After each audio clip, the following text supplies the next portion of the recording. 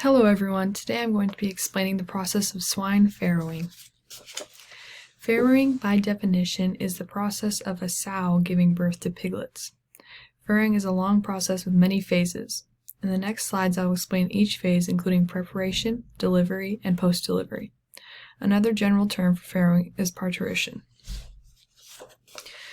In the preparation phase of farrowing, the sow or mother pig should be put into a farrowing crate with clean bedding material such as shavings within 5 to 7 days of her expected due date. The ideal environment should be quiet and warm as well. The next phase of farrowing is delivery. During delivery, it will take 2 to 4 hours for labor to start. The sow may become restless during this time.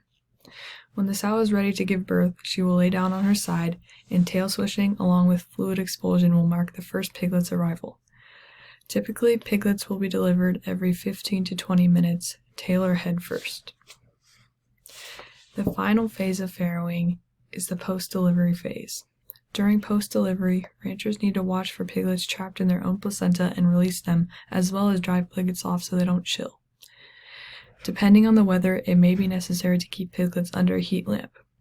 Additionally, ranchers should observe to make sure piglets are receiving colostrum in their first 24 hours of life. If you are unable to provide the environment/specifications that I have described, swine farrowing may not be for you. Thanks for listening.